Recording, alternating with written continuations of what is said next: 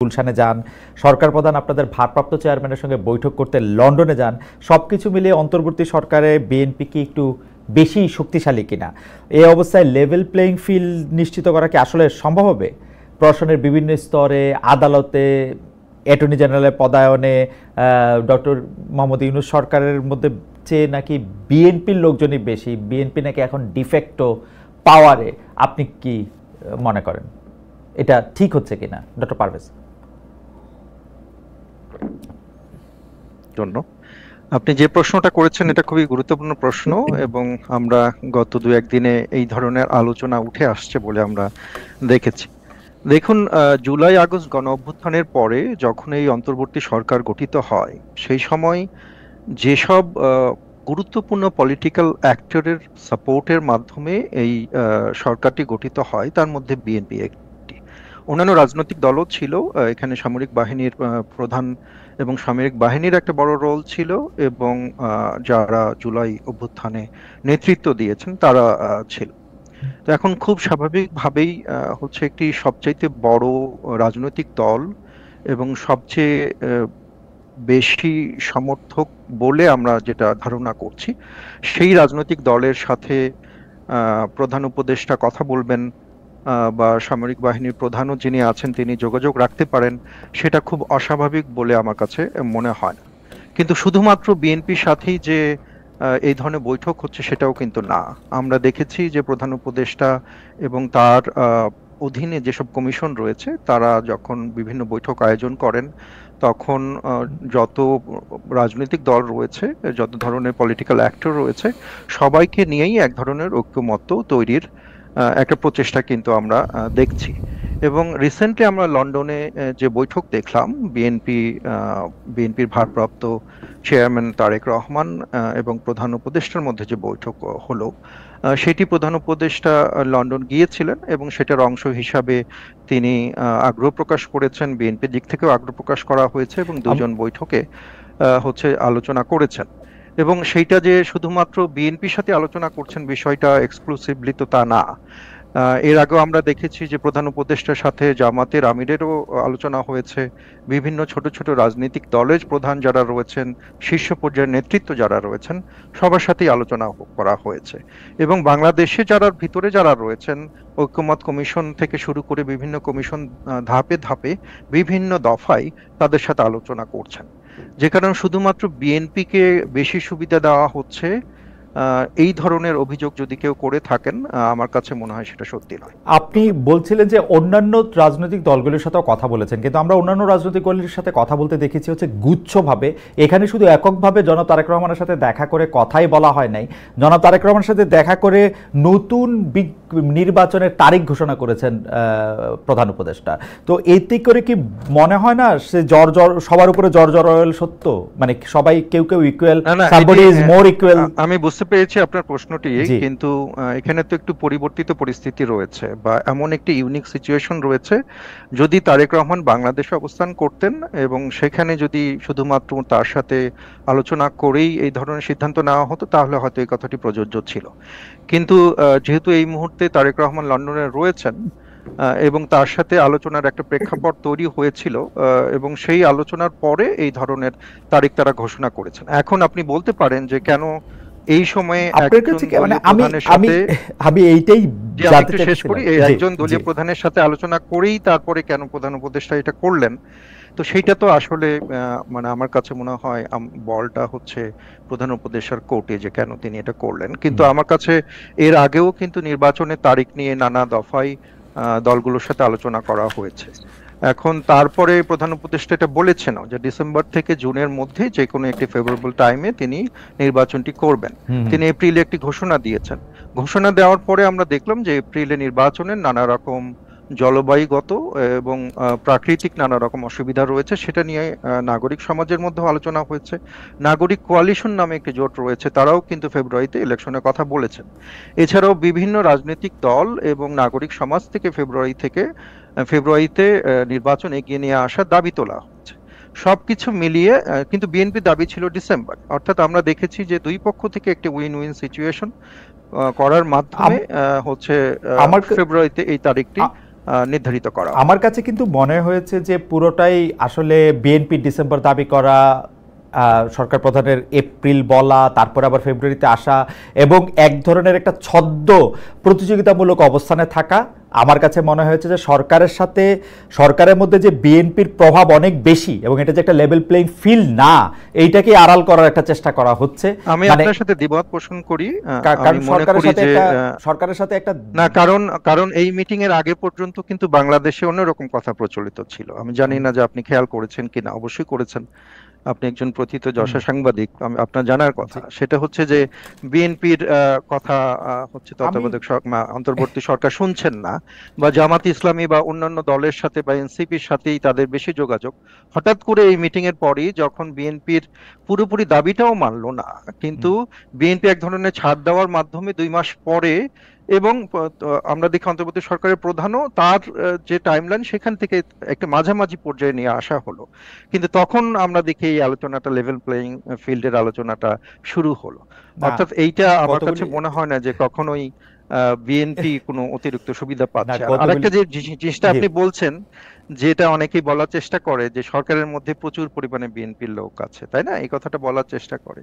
কিন্তু দেখেন, বিএনপির হাতে তো ক্ষমতা নাই। বিএনপি গভর্নমেন্ট ফর্ম করেনি, কিন্তু বিএনপির জন্য অনেক রেসপন্সিবিলিটি রয়েছে। আমরা বিএনপিকে ব্লেম করছি নানা কাজের জন্য, কিন্তু আমরা এটা বুঝতে পারছি না যে বিএনপি একটি রাজনৈতিক দল, বিএনপি একটি সরকার না। কিন্তু সরকারের মতো এক্সপেকটেশন আমরা বিএনপির কাছে আশা করছি, কিন্তু সরকারে যাওয়ার জন্য বা একটি সুষ্ঠু নির্বাচন করে কোনো একটি দল ক্ষমতায় যাবে, সেটির প্রক্রিয়া এতদিন অভাব ছিল। কিন্তু আমরা দেখি যে লন্ডন বৈঠকের পরে আমরা দেখি যে এখানে আপনি লন্ডন বৈঠকের পরের কথা বলতেছেন, ডক্টর পারভেজ নিশ্চয়ই আপনি আরো বলবেন। আমি শুধু কয়েকটা জিনিস মোটা দাগে আপনার আমি স্মরণ করায় দেই। সেটা হচ্ছে যে বাংলাদেশে অ্যাটর্নি জেনারেল নিয়োগ করা হয়েছে বাংলাদেশের সরকার গঠনের আগে। সেই অ্যাটর্নি জেনারেল সাবেক মানে উনি বিএনপিতে একজন মানে পদস্থ রাজনীতিবিদ ছিলেন। আমরা সরকারে এখন যারা মানবাধিকার বিষয়ক সম্পাদক ছিলেন এবং এই সরকার আসার আগে তিনি কিন্তু অ্যাটর্নি জেনারেল নিয়োগ হয়েছেন। 2 নাম্বার, আমি যদি বলি যে বাংলাদেশে যতজন সরকারি কর্মকর্তা রয়েছেন এই মুহূর্তে, তাদের মধ্যে বেশিরভাগই নিজেদেরকে বিএনপি বলে পরিচয় দেন এবং বিএনপি ক্ষমতায় আসলে কি হবে সেই ব্যাপারে এখনই এটা ছক কষে। দেখুন খালেদ ভাই,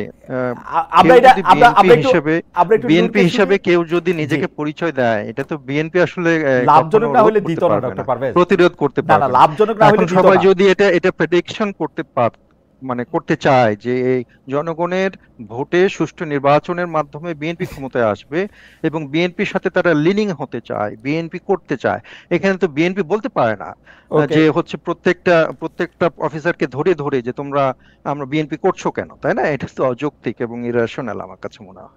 আচ্ছা ঠিক আছে, আমি আসবো আবার আপনার কাছে।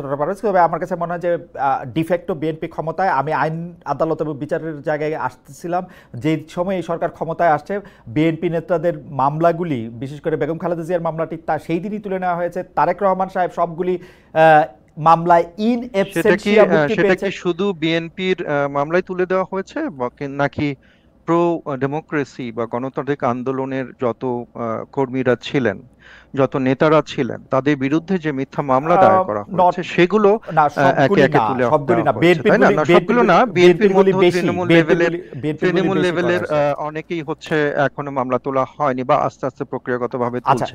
বিএনপির মধ্যে তো বেশি হবেই খালেদ ভাই, কারণ বিএনপি তো সবচাইতে বেশি মামলা দায়ের হয়েছে বিএনপির বিরুদ্ধে, অর্থাৎ বিএনপিরই তো সবচেয়ে বেশি মামলা। না যাই হোক, মানে এই মামলাগুলি কিন্তু ট্রায়াল করে প্রসেস মতো উঠে নাই।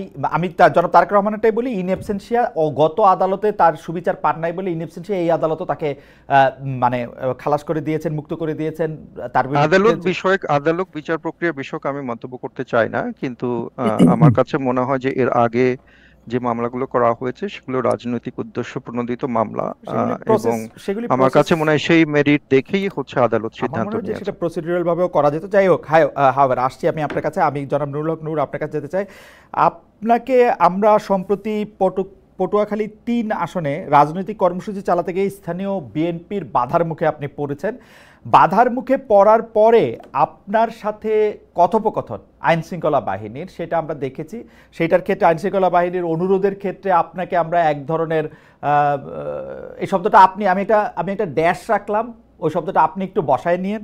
ওইটার মধ্যে থেকে আপনি তাদেরকে মানে তাদেরকে বুঝাতে চেয়েছেন যে আপনি যেইভাবে বলবেন সেইভাবেই তাদের চলতে হবে। মানে এক পর্যায়ে আমরা অসহায় দেখতেছিলাম আইন শৃঙ্খলা পরিস্থিতির, যে আইন শৃঙ্খলা বাহিনীর লোকজনরে। মানে এইরকমটা কেন আসলে? বিএনপির উপরে আপনি দায় দিয়েছেন, বিএনপির লোকজনের সাথে বা বিরুদ্ধে আপনি কথা বলেছেন, এবং আপনার মতো করেই আপনি এটা পরিচালিত করতে চেয়েছেন, সেটা কেন? মানে ইজ ইট লাইক জনাব নুরুল হক নূর? না, এখানে আমার মনে হয় যে প্রথমত হচ্ছে আমি আপনাদেরকে ধন্যবাদ জানাই, শামীম ভাইকে, দর্শকদেরকে শুভেচ্ছা, যে আপনি হয়তো পুরো ঘটনাটা জানেন নাই। যেটা হচ্ছিল, আমি আমার বিশেষ করে এখানে পুরনো ঘটনা একটু টানতে হবে।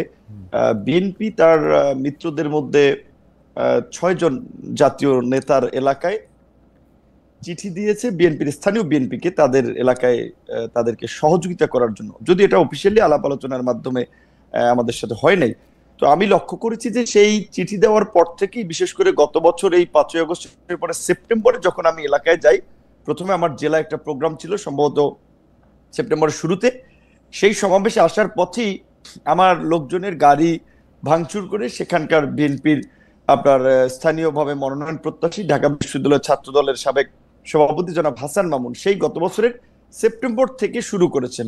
রোজার ঈদে যখন আমি 10 মিনিট আমার আসন 2টা উপজেলা নিয়ে গঠিত গলাচিপা 10 মিনিট একটা ফুটবল খেলায় আমি অতিথি হিসেবে গিয়েছিলাম, সেই খেলার মঞ্চ আগের রাতে ভেঙে দিয়েছেন। আমি সেটি বিএনপির স্থায়ী কমিটির 2 জন হওয়ার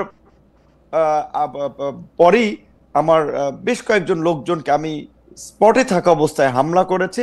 এবং সেদিন যে আপনারা ঘটনাটি সোশ্যাল মিডিয়াতে দেখেছিলেন, আমি গিয়েছিলাম, বিএনপিরই সাবেক এক নেতা, তিনি মৃত্যুবরণ করেছেন, শেষে আমার সাথে কাজ করেছেন, তো তার একটা স্মরণ সভায়, সেই স্মরণ সভা থেকে ফেরার পথে সেখানে প্রায় আপনার 3 কিলোমিটার রাস্তায় মাঝখানে কিছু বাজার আছে, বাজারে জনাব হাসান মামুনের সমর্থিত লোকেরা রাস্তায় গাছ ফেলে রামদা, বগি, চাপাতি, অস্ত্র সহ অবস্থান নিয়েছেন যে তারা এখানে গেলে আমাকে হত্যা করবেন বা আমার লোকজনের উপরে অ্যাটাক চালাবেন। তখন আমি সেটি পুলিশকে জানাই, পুলিশ আসে, প্রথমে এসপি পুলিশ পাঠায়, 2 গাড়ি পুলিশ পাঠায়, পুলিশ এসে হয়তো তারা রিপোর্ট করে এবং আমাকেও জানায় যে ভাই এখানে হাসান মামুনের যে লোকজন, তাদের যে প্রস্তুতি, আমরা কিছু করতে পারবো না, আপনি উপরে কথা বলেন। তার মানে উপরে কথা হলো, ওসি বলছে, আমি বুঝছি, তাহলে কি করতে হবে। আমি তখন পটুয়াখালীর সেনাবাহিনীর দায়িত্বে তাদেরকে জানালাম, তারাও 4 গাড়ি আসছে, পুলিশ 2 গাড়ি, সেনাবাহিনীর 4 গাড়ি, 6 গাড়ি আসার পরেও তারা আমার সাথে পার্সোনালি আলাপ করতেছিল, বলছে ভাই তাদের যে প্রস্তুতি, এখানে তারা রাস্তার পাশে ইট নিয়ে অবস্থান করছে, তাদের হাতে দেশীয় অস্ত্রশস্ত্র, আমরা এখানে কতজন লোক, আমরা আপনাকে এখান থেকে এই পথ দিয়ে নিয়ে যেতে পারবো না, আপনি বরঞ্চ অন্য পথ দিয়ে চলে যান। আমি বলছি কোথায় যাব? তারা বলছে আপনি উপজেলা শহরে যায়েন না, আপনি জেলা শহরে যান। বলছে আমার বাড়ি উপজেলায়, আমি কেন উপজেলায় যাব, এই জায়গাটুকু আমি কেন জেলাতে যাব? এই জায়গাটুকু আমি যাই নাই, আমি এই জায়গাটুকু দেখতেছিলাম নূর। আমি কিন্তু ঘটনা আমি সেটা বলছি, আমি শেষ করছি, আমি যেটা বলবো, জি বলেন। হ্যাঁ, আমি বলছি যে শুনেন, যখন রাত্র আপনার 2:15 বাজে, 2:15 রাত্র, তখন পর্যন্ত তারা আমাকে বিকল্প পথে পাঠাতেছে। আমি বলছি কেন, আপনারা এই আর্মি আসছেন, পুলিশ আসছেন, নির্বাচন হয় নাই, এখনই যদি এইভাবে পরিস্থিতি হয়, আপনাদেরকে জিম্মি করে, আপনারা যদি বিএনপির অনেক গ্রুপ আছে, এখানে বিএনপি একটা বড় দল, সাবেক এমপির গ্রুপ আছে, অন্য আরো নেতা আছে, এখানে একটা গ্রুপের লোককে যদি আপনারা কন্ট্রোল করতে না পারেন, আমি একটা জাতীয় নেতা, একটা দলের সভাপতি, এখানে বিএনপিও তার নেতা কর্মীদেরকে অফিসিয়ালি চিঠি দিয়ে আমাকে সহযোগিতা করতে বলেছে, সেখানে বিএনপির একটা ছোট্ট গ্রুপ, তাদেরকে আপনারা এই নিবৃত্ত করতে পারবেন না, তাহলে আপনাদের নিরাপত্তার দরকার নাই, আমি বাসি মরি, আমি আমার মতো যাই। যেই কারণে তখন আমি ওনাদের সাথে কথা বলে আমি আমার মতো রওনা দিয়েছিলাম। তো যাই হোক, মাঝপথে আবার আমাকে প্রশাসনের কর্মকর্তারা ফোন দিয়েছে, ভাই আপনি চাইেন না, আপনার নিরাপত্তা আগে, আপনার কিছু হয়ে গেলে সেটা পরে আপনি ধৈর্য ধরেন। তখন আমি একটু ছোট করে দিয়েছিলাম। আমি একটু ছোট করে বলি নূর, এইটা তো আপনি জাতীয় নেতা, আপনি একটা জায়গায় যাইতে চাইতেছেন, আপনি প্রশাসন এবং আইন শৃঙ্খলা বাহিনীর সাহায্য চাইছেন, প্রশাসন এবং আইন শৃঙ্খলা বাহিনীর সাহায্য ওরা এসে দেখছে যে অনেকগুলি এখানে লোক সমাগম আসে এবং তারা যদি আপনাকে সেখানে এসকর্ট করে নিয়ে যাইতে হইতো বা তারা আপনার সঙ্গে যাইতে হইতো, তাহলে হয়তো অনেক হানাহানি হতাহতের ঘটনা ঘটতে পারতো। সেইটা এড়ানোর জন্য তারা আপনাকে খুবই বিনীতভাবে অনুরোধ করছে যে আপনি ঘুরে এই রুটটা আপনি এই মুহূর্তে ব্যবহার করেন না। এইটা আপনি তখন আমাকে জেলা উপজেলা শহর থেকে ছেড়ে জেলা যেতে বলছে, আমার উপজেলা থেকে ওই পথটা ব্যবহার করতে না বলছে, ওই পথটা আমি কেন পালিয়ে যাব? ওই পথটা ওই পথটা ব্যবহার করতে আমার উপজেলা শহর থেকে আমি পালিয়ে জেলায় যাব? আপনার কাছে কি মনে হয়, আপনি আর্মি পুলিশের কাছে, জনাব নূর, আপনি কি আর্মি বা পুলিশের কাছে এই দাবি জানাতে চাইছিলেন যে আপনি ওইখান দিয়েই যাবেন এবং দরকার হলে 10টা 20টা 50টা গুলি করে মেরে তারপরেও যাবেন, মানে এই গত সরকারের আমলে হাসিনা সরকার যা করেছে? না না, এখানে তো মারামারির তো কোনো কেস হয় না। ওনারা যদি জাস্ট সিম্পল ভাবে যদি ওদের সাথে কথা বলে বলতো যে এখানে তারা যাবে, আপনারা এখানে পথটা ছেড়ে দেন, কারণ আমার তো রোধ করার তাদের অধিকার নাই। আপনার কাছে একজন, আপনি সন্ত্রাসীর কাছে পরাজয় বরণ করবেন, তারা আপনার রাস্তাঘাট অবরোধ করে কেন? আমি কি কাউকে মার্ডার করেছি? আমি কি সেখানে চাঁদাবাজি করতে গেছি? আমি একটা রাজনৈতিক কর্মসূচিতে গেছি, সেখানে কেন তারা আমাকে অবরোধ করবে? এটাই তো তাদের অপরাধ। আপনার কাছে কি মনে হয়েছে তারা কেন কথা বলে তাদেরকে রাস্তা থেকে সরিয়ে দেন নাই? এখানে আমি যতদূর জানতে পেরেছি তারা বলেছে ডিসি সাহেবের অনুমতি নাই। যেটা আমি বলছিলাম, এখানে জনাব হাসান মামুন ছাত্র দলের নেতা ছিলেন, ডিসি হচ্ছে তার কর্মী ছিলেন বোধহয়, এবং জনাব হাসান মামুনের ওয়াইফ একজন ডিসি, তিনি বগুড়াতে বর্তমানে ডিসি আছেন। তো তাদের কলিগ, সেই সুবাদে ডিসি সাহেব, আমি এর আগেও গত ঈদের সময় আমি এটা এই কমিটির সাথে যারা কাজ করে তাদেরকে অভিযোগ করেছিলাম। আমি সার্কিট হাউসে ছিলাম, আমি একটু বলি, আমি সার্কিট হাউসে ছিলাম, আমার রুমের কথোপকথন গোপনে ভিডিও করে ডিসি হাসান মামুনের কাছে পাঠিয়েছি। ডিসি সাহেব অনুমতি না দেওয়ায় পুলিশ ওখান থেকে আমাকে, তারা উপজেলা শহর থেকে ছেড়ে আমাকে জেলা শহরে চলে যেতে বলছে, যে এলাকায় তখন একটা বার্তা ছড়াবে যে বিপিনুর পালিয়ে গিয়েছে বা হাসান মামুনের কর্মীরা তোপের মুখে এলাকায় থাকতে পারেনি। আমি এটা তো করতে পারি না, আমার একটা ব্যক্তিগত রাজনৈতিক অবস্থান আছে না। রাইট, এটা তো ভয়ঙ্কর অভিযোগ। মানে আপনি কি মনে করেন যে একজন মানে বর্তমানে যিনি চেয়ারে বসে আছেন, কর্মরত জেলা প্রশাসক, আপনাকে সার্কিট হাউসের রুমে আপনার অজান্তে ভিডিও করে সেটি আবার আরেকজন রাজনীতিবিদের কাছে দিয়েছেন, এই অভিযোগ আপনি করছেন, তো ভয়াবহ অভিযোগ। কিন্তু আমার প্রশ্ন হচ্ছে যে আপনি কি এখনো মনে করেন যে রেজওয়ানা আপনি আসিফ নজরুল স্যার, উপদেষ্টা আসিফ নজরুল, রেজওয়ানা, সালেউদ্দিন সাহেব, 3 উপদেষ্টা, জনপ্রশাসন মোখলেস সাহেবকে আমি গত ঈদে, ক্যাবিনেট সেক্রেটারিকে, সবাইকে আমি অবহিত করেছি বিষয়টি। এবং এই ডিসির মূলত আশকারাতি, তারা আমাকে এলাকায় একটা অপদস্থ করতে চেয়েছে, রাজনৈতিকভাবে আমাকে পরাজিত করতে চেয়েছে, মানুষের কাছে ছোট করতে চেয়েছে, এবং এর সাথে ডিসির একটা ইনভলভমেন্ট আছে, যেই কারণে তখন আমি প্রশাসনের আরো উপরে কথা বলেছি যে আমাকে যেন এইখান থেকে যাওয়ার একটা ব্যবস্থা করে দেয়। আমি কেন আমার উপজেলা শহর ছেড়ে আমি জেলা? আমি বুঝতে পারছি। তার মানে কি এই যে এই পাওয়ার গেমটা চলতেছে, আপনি কি মনে করেন যে হাসান মামুন সাহেব যার বিরুদ্ধে আপনি অভিযোগ করছেন, উনি কি বিএনপির হয়ে এই পাওয়ার প্র্যাকটিস করছেন, নাকি উনার নিজস্ব যোগাযোগের মাধ্যমে, উনার স্ত্রীর কথা বললেন, অন্য যোগাযোগের কথা বললেন, এটা কি বিএনপির কে আপনি অ্যাকিউজ করছেন? এখন যেহেতু ধরেন, এটা আপনি জানেন, বিএনপি আওয়ামী লীগের মতো দলগুলোতে পদে থাকলে নেতার পিছে মৌমাছির চাকের মতো লোক থাকে, পদে না থাকলে 5 জন লোকও তার পিছনে হাঁটে না। তো তিনি যে কেন্দ্রীয় নির্বাহী কমিটির সদস্য, সেই সুবাদে তিনি মনোনয়ন চান, এলাকায় একটা গ্রুপ তার পক্ষে আছে, তো স্বাভাবিকভাবে তিনি তার রাজনৈতিক পদবি ব্যবহার করি। এবং আমি আপনাকে এইটুকু বলি, এই ঘটনা ঘটবে এটা আমি যখন জানতে পারি, আমি দুপুরবেলা, আমি আপনার এখানে নাম না বললাম, বিএনপির একজন স্থায়ী কমিটির সদস্যকে জানিয়েছিলাম যে এলাকায় এই পরিস্থিতি ঘটবে এবং হতাহতের পরিস্থিতি ঘটতে পারে, কাজেই আপনারা তাকে থামান। আমি আমার এলাকায় প্রোগ্রাম করতে পারবো না, আওয়ামী লীগ আমলেও তো আমাকে এইভাবে বাধা দেয়নি। এমনকি ওই দিন সন্ধ্যায় চরবিশ্বাস, আমার নিজের ইউনিয়ন, সেখানে বাজারের পাশাপাশি 2টো মিটিং হচ্ছিল, বিএনপির একটা মিটিং, আমাদের দলের একটা মিটিং, সেখানে চেয়ার সরাসরি হয়েছে, হাতাহাতি হয়েছে। সেইটি একটা মিথ্যা বিভ্রান্তি ছড়িয়েছে যে বিএনপির অফিসে গণ অধিকার পরিষদের লোকেরা ভাঙচুর করেছে। এই অভিযোগ তুলে গলাচিপা 10 মিনিট 2 উপজেলায় আমার 17টি অফিস ভাঙচুর করেছে, রামদা দিয়ে কুপিয়েছে, ব্যানার, ফেস্টুন, পোস্টার গুলো ছেড়েছে। আমি বিএনপির শীর্ষ নেতাদেরকে বলেছি আপনারা একটা নিরপেক্ষ তদন্ত করুন, কিন্তু দুঃখজনক এই গত কয়েকদিনও এখন পর্যন্ত একটা তদন্ত আমি দেখি নাই। আপনার কাছে কি কিঞ্চিত মনে হয়, জন্মুল নূর, আপনার কাছে কি কিঞ্চিত মনে হয় যে আপনার প্রতি যে বিএনপির ভালোবাসা সেটা একটু কমেছে? হ্যাঁ, হতে পারে, কারণ ধরেন বিএনপি আওয়ামী লীগের মতো বড় দলগুলোতে আওয়ামী লীগের সময় দেখেছেন না, একদিকে নৌকা একজনকে দিয়েছে, আবার স্বতন্ত্র আরেকজনকে ডামি ক্যান্ডিডেট দাঁড় করিয়ে দিয়েছে যে তুমি যদি জয়লাভ করে আসতে পারো তাহলে ঘরের ছেলে আমরা ওয়েলকাম। এখন একদিকে হ্যাঁ রাজনৈতিক মিত্রতার জায়গা থেকে হয়তো বিএনপি আমাকে এই আসনে তারা সহযোগিতা করার কথা বলেছে, আবার দিকে তাদের দলীয় ক্যান্ডিডেটও মাঠে নামিয়ে আমাকে একটা বেইজ্জতি করার জন্য, লাঞ্ছিত করার জন্য বা হামলা মামলা করার একটা পরিবেশ তৈরি করেছে। এবং আমি যতদূর জানি এটা একটা লোকাল এখানে বড় ধরনের একটা গ্রুপ এবং কেন্দ্রীয় কেউ তাকে সাপোর্ট দিচ্ছে। তো এবং এটা বিএনপির আমি এইটুকু বলবো টপ লিডার থেকে শুরু করে সবাই জানে। তো গত বছরের সেপ্টেম্বর থেকে এই পরিস্থিতি চলছে, সেহেতু তারা তো কোনো পদক্ষেপ নেয় নাই, তাহলে তো অবশ্যই এটা বোঝাচ্ছে যে বিএনপির কোনো অংশের সিগন্যাল ওইদিকে আছে, এটা তো বাস্তব। এটা এই পর্যায়ে এইটা আমাদের শেষ মন্তব্য। আমাদের কয়েকজন দর্শক এরকম মন্তব্য করছেন যে আপনি কখনো অন্তর্বর্তী সরকারের প্রশংসা করছেন, কখনো কঠোর সমালোচনা করেছেন, বিএনপির বিরুদ্ধেও আপনার অবস্থান এক এক সময় এক এক রকম হচ্ছে। সেটা কি আপনার রাজনৈতিক সুবিধাটাই এখানে আপনি প্রধান বিবেচনায় নিতেছেন?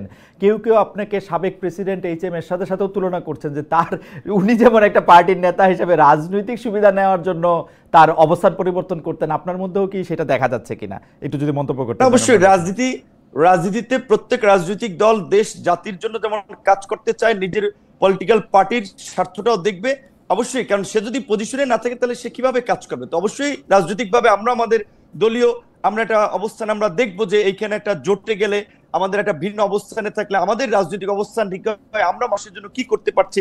আমরা শুরুর দিকে এই সরকারকে বলছিলাম যে এই সরকার 2 বছরের জন্য একটা জাতীয় সরকার করেন, 2 বছরের জন্য তারা করে নাই, যেই কারণে আমরা পরবর্তীতে সরকারকে সেই 2 বছরের জন্য সাপোর্ট দেই নাই। আমরা বলেছিলাম যে আপনার নির্বাচনের প্রশ্নে জাতীয় ঐক্যমত্যের ভিত্তিতে একটা নির্বাচনী রোড ম্যাপ দেন, অনেকদিন ধরে সেটা দেয় নাই, যেই কারণে বিএনপির সাথে যেহেতু আমরা যুগপৎ আন্দোলন করেছি এবং আপনারা দেখেছেন আমার রাজপথের গত 7-8 বছরের ভূমিকা অনেক প্রবীণ রাজনীতিবিদরা 70 বছরেও এই দেশে ছিল না, এইটুকু আমরা চ্যালেঞ্জ দিয়ে বলতে পারবো। সেইখানে আমরা বিএনপির সাথে যেহেতু ছিলাম, যুগপৎ আন্দোলন করেছিলাম, বিএনপির সাথে আলাপ আলোচনায় বিএনপি বলেছে দেশের বাস্তবতায় তারা ডিসেম্বরের মধ্যে নির্বাচন চায়। আমরা আমাদের দলীয় পজিশন ছেড়ে বিএনপির পজিশন নিয়ে আমরা ডিসেম্বরে নির্বাচনের জন্য সরকারের চাপ তৈরি করেছি। এবং এই যে লন্ডনের যে বৈঠক হয়েছে, অবশ্যই লন্ডনের বৈঠক আর যাই থাকুক, এইটা বাংলাদেশের এই উত্তপ্ত রাজনীতির মাঠে আমি মনে করি কিছুটা হলেও পানি ঢেলেছে বা উত্তপ্ত পরিস্থিতি ঠান্ডা করেছে এবং একটা অনিশ্চিত একটা আপনি বলবেন সংঘাত কিংবা একটা অনিশ্চিত যে রাজনৈতিক পরিস্থিতি ছিল সেটাতে কিছুটা হলেও একটা নিশ্চয়তার পরিবেশ তৈরি হয়েছে। এবং বিএনপি একটা বড় রাজনৈতিক দল, তার প্রধান সেখানে, তার সাথে ডক্টর ইউনূস সরকার প্রধান, তার সাথে মিটিং হওয়ার ফলে আমি মনে করি দেশের স্থিতিশীলতা, রাজনৈতিক পরিবেশ এবং আগামী নির্বাচনের ক্ষেত্রে একটা ভালো ফলাফল পাওয়া যাবে। সেই ক্ষেত্রে জনাব নূর একটা কথা আপনি একটু মনে রাখেন তো, ধরেন যদি লন্ডনে বৈঠক না হইতো, ডক্টর মোহাম্মদ ইউনূস বলছিলেন যে এপ্রিলের প্রথম ভাগে ইলেকশন হবে, বিএনপি দাবি করছিল ডিসেম্বরে হবে, এখন এটা ফেব্রুয়ারিতে হবে, এই মানে প্র্যাকটিক্যালি তো ব্যবধানটা আসলে 2 মাসের বা 1.5 মাসের। এই 2 মাস বা 1.5 মাসের একটা সময়ের ব্যবধানের জন্য এত বড় উত্তপ্ত পরিস্থিতি সৃষ্টি হইতে হবে, সেইটাও বা কেন মনে হয়েছে? জনাব নুরুল হক নূর, আমরা আপনার কাছে পরে আয়শা একবারে শুনি, একটু আমরা ডক্টর শামীম পারভেজের থেকে ঘুরে আসি। ডক্টর শামীম পারভেজ, আমি এই ব্যাপারটা নিয়ে আপনি আপনার মন্তব্য করেছেন আসলে কেন এটা হয়েছে। আমি অন্য একটা জায়গা থেকে একটা ব্যাপার আপনার দৃষ্টি আকর্ষণ করতে চাই। আপনি নিশ্চয়ই দেখেছেন যে এরকম কথাও হয়েছে যে লন্ডনে ডক্টর ইউনূস এবং জনাব তারেক রহমানের মধ্যে যে বৈঠক হয়েছে, এর একটা বড় কারণ হচ্ছে এই সরকারের নানা ব্যর্থতা, আমি বলবো না, কনফ্লিক্ট অফ ইন্টারেস্টের জায়গা থেকে সরকার অনেক কিছু করেছে যেটা আসলে সে পরে তার এটার একটা কনসিকুয়েন্স সামনে আসতে পারে, সেইটার থেকে তাকে দায় মুক্তি দেওয়ার জন্য নাকি একটা আলোচনা হয়েছে। কেউ যখন আবার এই কথাটা সামনে আসছে যে ডক্টর মোহাম্মদ ইউনূসকে কাজে লাগাতে চায় বিএনপি সরকার যদি তারা ক্ষমতায় আসে, কেউ বলতেছেন যে ডক্টর ইউনূসকে বিএনপি রাষ্ট্রপতি করার ব্যাপারটাও চিন্তাভাবনা করতেছে। এই ব্যাপারে আসলে আপনি কি বলেন? আসলে কি ওরকম কোনো দায়মুক্তির দরকার ছিল ডক্টর মোহাম্মদ ইউনূসের? অনেকেই বলতেছেন কিন্তু যে ডক্টর মোহাম্মদ ইউনূস এবং তার সরকারের, তার লোকজনের, মানে এটার কিছু প্রমাণও আমরা দেখতে পাই যে যেই 3 উপদেষ্টা পদত্যাগ দাবি করেছিল বিএনপি, 2 জন ছাত্র উপদেষ্টা এবং একজন উপদেষ্টা জনাব খলিলুর রহমান, সেই খলিলুর রহমান সাহেবকে কিন্তু আবার ডক্টর ইউনূস সাহেব পাশে রেখেছেন বিএনপির এই বৈঠকের জন্য। তো এইটা এরকম মনে হইতে পারে কিনা যে কোনো একটা নেগোসিয়েশন হইতেছে, আন্ডার দ্য টেবিল কোনো একটা ডিলিং হইতেছে? না, আমি আপনার সাথে একমত না এই বিষয়ে। আমার কাছে মনে হয় না যে আন্ডার দ্য টেবিল কোনো ডিলিংস এখানে হচ্ছে। বরং আমার কাছে যেটা মনে হয় যে অন্তর্বর্তী সরকার একটা দীর্ঘ সময় এক ধরনের সরকারের একটা অংশ ভুল পথে পরিচালিত হচ্ছিল। তারা হয়তো কোনোভাবে মনে করছিলেন বা কোনো অংশ দ্বারা তারা প্রভাবিত হয়েছিলেন যে একটা লম্বা সময় ধরে ক্ষমতায় থাকার প্রয়োজন রয়েছে। যদিও আমরা ডিসেম্বর থেকে জুনের একটা টাইমলাইন বারবার রিইটারেট করা হচ্ছিল, বারবার বলা হচ্ছিল, কিন্তু আমরা এই ধরনের একটা আশঙ্কা করছিলাম যে একটা দীর্ঘ সময় ক্ষমতায় থাকার এক ধরনের অভিপ্রায় রয়েছে। কিন্তু যে কারণেই এক ধরনের হচ্ছে আমি বলবো যে সমঝোতার দরকার ছিল। এবং শুধু এটা বিএনপি না, বিএনপির মতো যারা লাইক মাইন্ডেড অন্যান্য পলিটিক্যাল পার্টি রয়েছেন তারা এবং সিভিল সোসাইটির মধ্যেও, সাধারণ জনগণের মধ্যেও নির্বাচন যে আসলেই অনুষ্ঠিত হবে এবং সঠিক সময়ে অনুষ্ঠিত হবে সেটা নিয়ে কিন্তু দ্বিধা এবং শঙ্কা আমরা সে সময় দেখি। ইভেন আমি এক মাসের জন্য বাংলাদেশ গিয়েছিলাম, সে সময় সাধারণ মানুষের সাথে কথা বলে সেখানকার যারা একাডেমিশিয়ান রয়েছেন, বিভিন্ন সিভিল সোসাইটি মেম্বার রয়েছেন, তাদের সাথে কথা বলে আমার তখনও মনে হয়েছে যে তাদের মধ্যে দ্বিধা রয়েছে যে আসলেই নির্বাচন এই যে নির্ধারিত টাইম ফ্রেম সেই টাইম ফ্রেমের মধ্যে হবে কিনা। এবং সরকারের একটা অংশ যে এই নির্বাচনকে ব্যাহত করতে চাচ্ছেন সেই ধরনের আলাপ আলোচনা কিন্তু চলছিল। এখন এই সরকার কি করেছে এবং তার জন্য যে দায়মুক্তি প্রয়োজন কিনা সেই আলোচনায় আমি যেতে চাই না, কারণ এটার আসলে এভিডেন্স আমার কাছে নাই এবং আমি হচ্ছে নিশ্চিত না যে এই ধরনের কোনো দায় তাদের রয়েছে কিনা। ডক্টর পারভেজ, আমি আপনার আগের অংশটুকু থেকে আমি যদি একটু ছোট করে বলেন যে আসলে নির্বাচনটা দিতে চান না ডক্টর মোহাম্মদ ইউনূস বা তার সরকারে কেউ কেউ এরকম বলতেছেন, কিন্তু আমি আবারও পরীক্ষা করে দেখলাম তাদের কেউ কিন্তু এরকম কথা বলেন নাই যে তারা নির্বাচনটা আসলে অনেক সময়ের জন্য পিছায়া বা অনেক পিছনে নিতে চান বা অনেক দিন থাকতে চান, একজনও কিন্তু এরকম বলেন না। কিন্তু বিএনপি বারবার এই শঙ্কা খুব বেশি করে প্রকাশ করছে। এটা অবশ্যই এটা বিএনপি বারবার বলবে কেন? এটা বিএনপি বলার পিছনে তো কোনো কারণ রয়েছে। হঠাৎ করে ফেব্রুয়ারিতে বা এপ্রিলে নির্বাচন দেওয়ার পরে এবং এপ্রিলের পরে ফেব্রুয়ারিতে আসার পরে তো বিএনপি এখন তো বলছে না। কারণ বিএনপি বারবার যেটা বলছে যে আমাদের নির্দিষ্ট করে একটি তারিখ দেন, এবং সেই সময় যেটা বলেছিল যে একটা নির্দিষ্ট তারিখ দিলে সেই অনুযায়ী আমরা নির্বাচনের পথে আমরা যাব। কিন্তু সেই সময় আমরা দেখি যে বাংলাদেশে একটা ক্যাম্পেইন চালু হলো, যেটা হচ্ছে 5 ইয়ার্স ক্যাম্পেইন বলা হয়। আপনি বলতে পারেন, যুক্তি দিতে পারেন যে সরকারের মধ্যে কেউ তো সরাসরি এটা বলেনি, কিন্তু আমরা সামাজিক যোগাযোগ মাধ্যমে আমরা দেখেছি যে একটা বড় ধরনের ক্যাম্পেইন হয়েছে এবং হচ্ছে আমরা দেখেছি এনসিপির অনেক নেতা এবং এনসিপির সাথে অ্যাফিলিয়েটেড অনেক জায়গা এবং জামাত ইসলামের সাথে অ্যাফিলিয়েটেড অনেক পেজ কিন্তু সেগুলো প্রমোটও করেছে। এ নিয়ে ফ্যাক্ট চেকিং দু একটা অর্গানাইজেশনের কিন্তু রিপোর্টও রয়েছে, যে কারণে বিএনপির মধ্যে এই ধরনের দ্বিধা ছিল। এবং আপনি যখন একটা বড় টাইম ফ্রেম দিয়ে দিবেন এবং সেই টাইম ফ্রেমের মধ্যে নির্দিষ্ট তারিখ থাকবে না যে কবে হচ্ছে তফসিল ঘোষণা করা হবে, কবে মনোনয়ন দেওয়ার শেষ তারিখ হবে, কবে নির্বাচন হবে, এই যে একটা রোড ম্যাপ, এই রোড ম্যাপের কিন্তু আমরা কোনো প্রস্তুতি দেখিনি। এবং সেই সাথে সাথেও হচ্ছে নির্বাচন কমিশনও যে হচ্ছে ব্যালট পেপার ঠিক করবে, ভোটার তালিকা ফাইনাল করবে ইত্যাদি কিন্তু প্রস্তুতিও কিন্তু আমরা সেই সময় দেখছিলাম না। তো যে কারণে আমার কাছে মনে হয় যে এই শঙ্কা শুধুমাত্র যে রাজনৈতিক দল হিসেবে বিএনপির মধ্যে ছিল সেটা না, সেই সাথে সাথে জনগণের মধ্যেও কিন্তু এই শঙ্কা ছিল।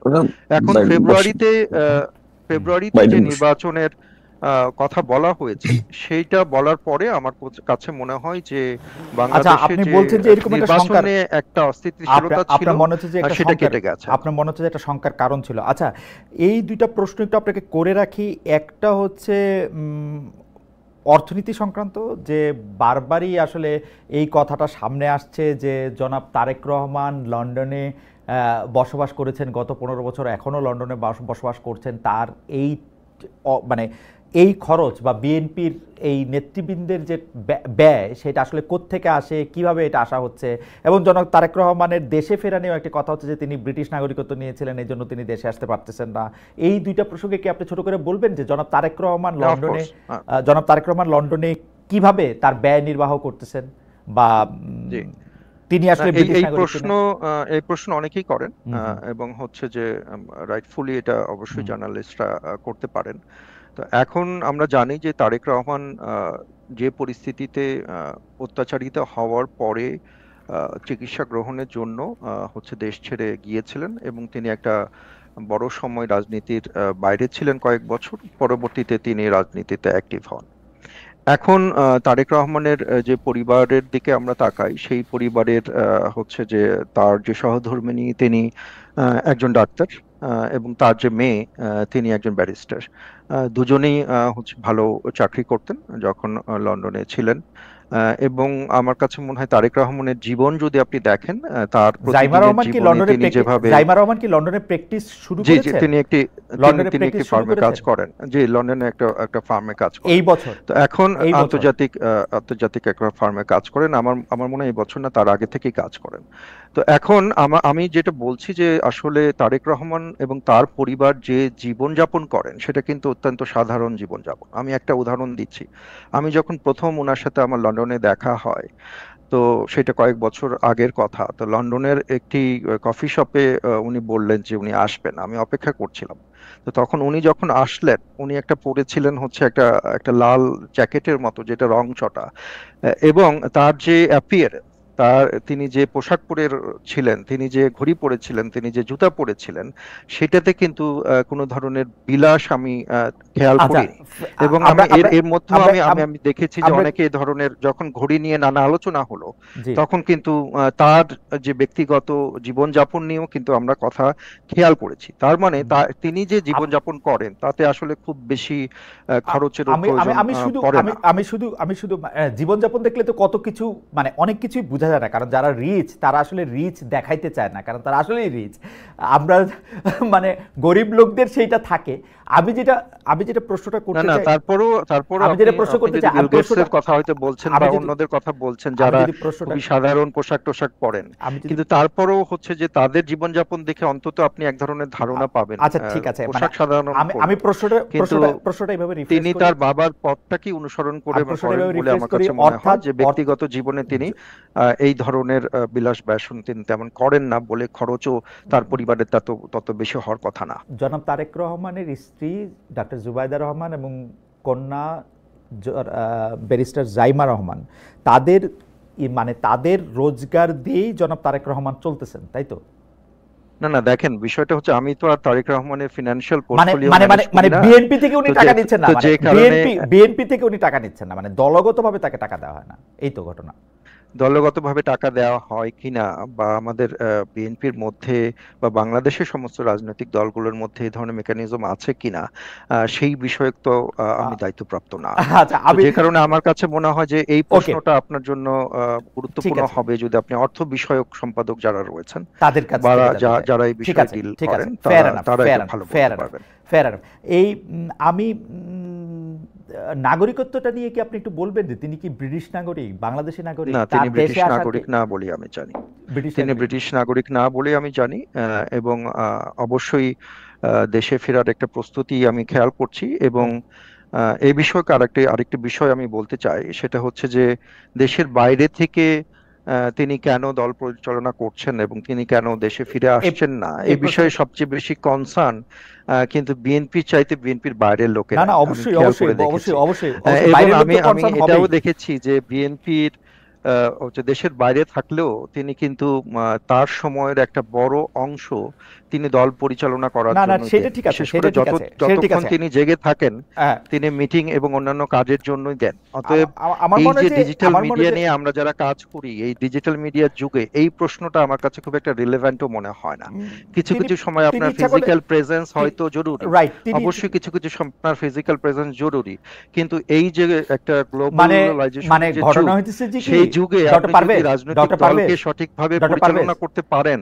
ডক্টর তাহলে পারভেজ, কিন্তু দূরে থাকলেও খুব একটা অসুবিধা ডক্টর হয় না। পারভেজ, এইটা প্রশ্নটা জরুরতের না, কিন্তু প্রশ্নটা হচ্ছে আমি বিদেশ থেকে এটা পরিচালনা করতে পারতেছি কি না সেইটারও না, কিন্তু আমার সুযোগ থাকলে, মৃত্যু ভয় না থাকলে আমি দেশে কেন যাব না?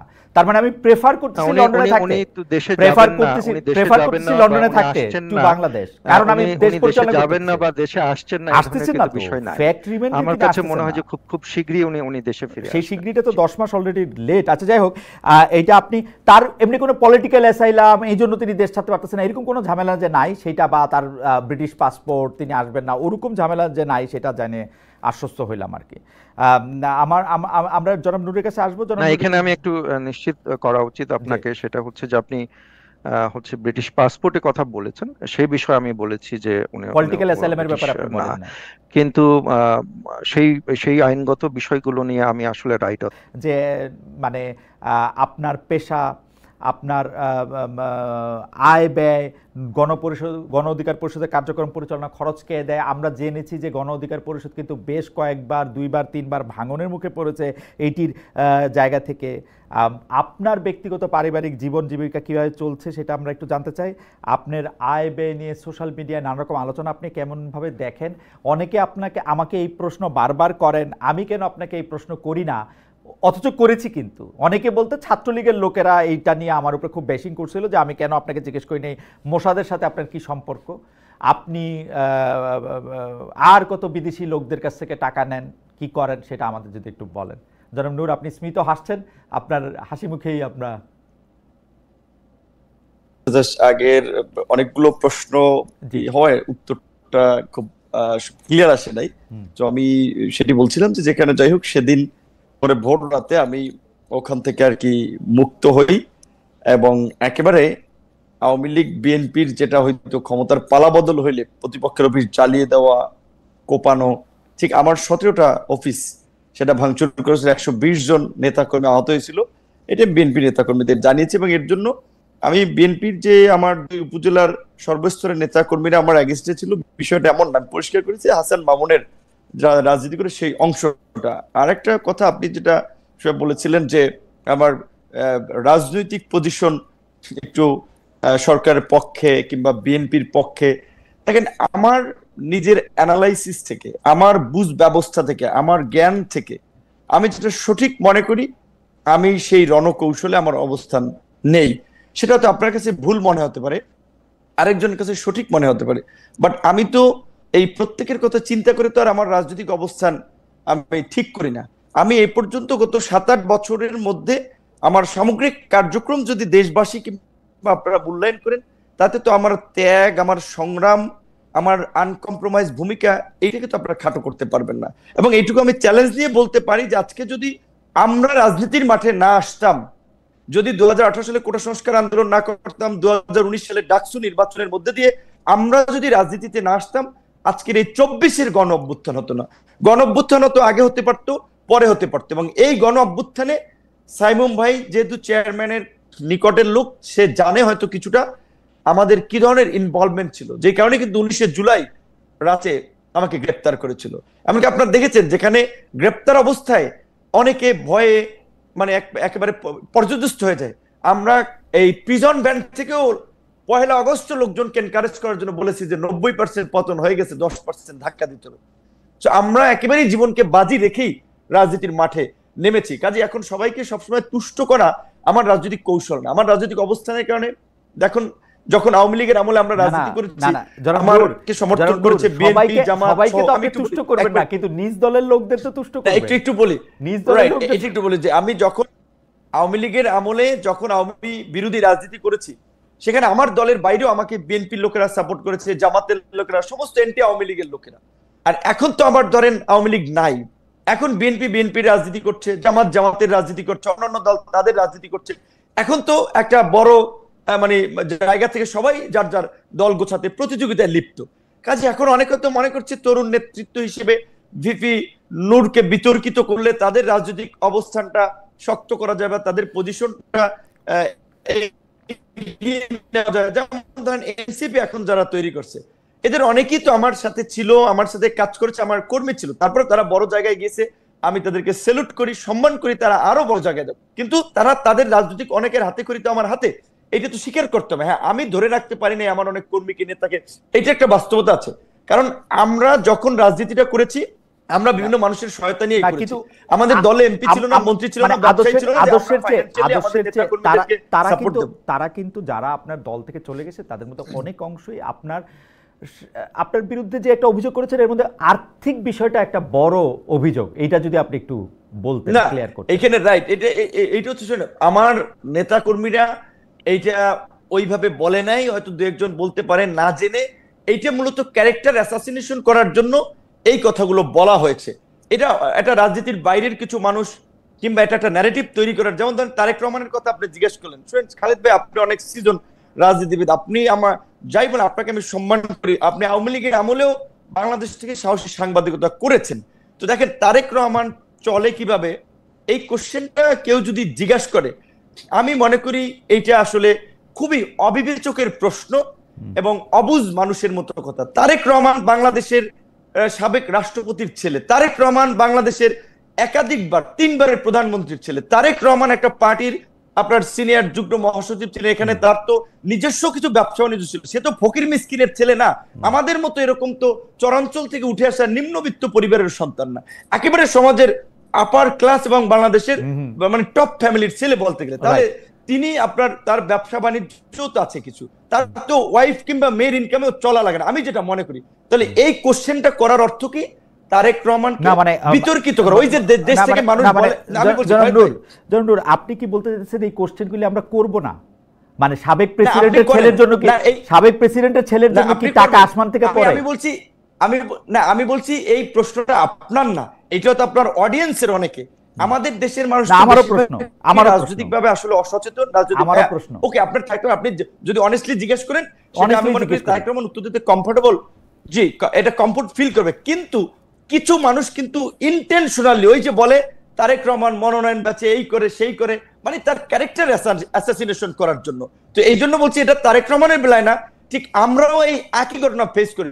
আমি আজকে আপনাকে এখানে লাইভে বলি যে আমি জার্মান অ্যাম্বাসেডর ছিলেন এখানে পিটার ফারেনহোল্টস, তিনি এই বর্তমান আকিম ট্রাস্টটা ওনার আগের অ্যাম্বাসেডর ছিল।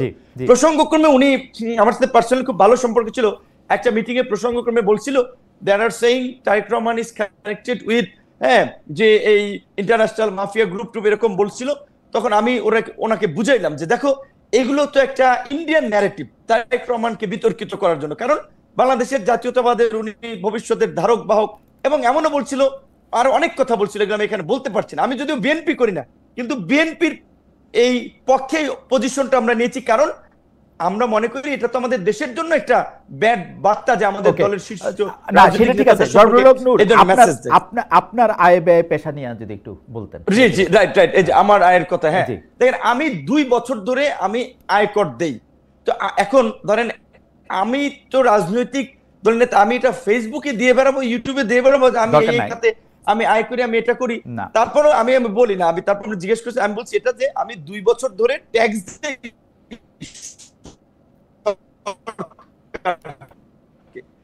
সেখানে আমার একটা বাৎসরিক আয় আমি দেখেছি একটা ফেসবুক সোশ্যাল সাইট থেকে প্রায় 70-80 হাজার টাকার মতো, 1 লাখ টাকার মতো আসে, তার বেশি আসে কোনো কোনো মাতে। আমি নিয়মিত যে টেলিভিশন প্রোগ্রাম গুলো বা টক শো করি, এখান থেকে একটা ছোট করে হলে আর্নিং হয়। আমার নিজের মাসের আপনার ঘের যেটা রাজনৈতিক, আবার আপনি যেহেতু সিনিয়র সাংবাদিক ছিলেন আপনি জানেন রাজনীতিবিদরা ম্যাক্সিমামই মাসের ঘের আর কৃষি খাত দেখিয়ে ট্যাক্স ফাঁকি দেয়, কিন্তু আমি তো চরাঞ্চলের ছেলে, গ্রামের ছেলে, আমার রিয়াল মাসের প্রজেক্ট আছে, সেখানে আমার সেখানেও ছোটখাটো পরিসরে ব্যবসা বাণিজ্য আছে। আমি গত আপনার মাসে একটা প্রতিষ্ঠানের সাথে তাদের অ্যাডভাইজার হিসেবে জয়েন করেছি, তারা আমাকে 3 লক্ষ টাকা সম্মানী দেয়। তাহলে আমার তো নিজে যেহেতু চলি, আমি রাজনীতি করি, স্বাভাবিকভাবেই তো আমার তো একটা আমি আপনাকে বলি জনাব নূর, গত 15 বছর ধরে আওয়ামী লীগ সরকার ক্ষমতা থাকার পর আসলে তারা প্রশ্ন এবং বিতর্কের ঊর্ধ্বে নিজেদেরকে রাখতে চেয়েছিল, তারা কোনো রকম প্রশ্নই তারা নিত না। যেমন আমি একবার প্রশ্ন করেছিলাম যে গত সরকার, যেমন শেখ হাসিনার পরিবারে, শেখ হাসিনার বাইরের আর যারা আছেন তাদের পেশা বা ব্যবসা কি, তাদের কিসের সাথে, মানে তারা কিসের সাথে জড়িত, মানে শুধু প্রধানমন্ত্রীর মেয়ে বা ছেলে, এই প্রশ্নটা করা একটা অস্বাভাবিক যে হ্যাঁ তাদের কাছে টাকা আসতেই থাকবে, ব্যাপারটা তো এরকম নাই হইতে পারে।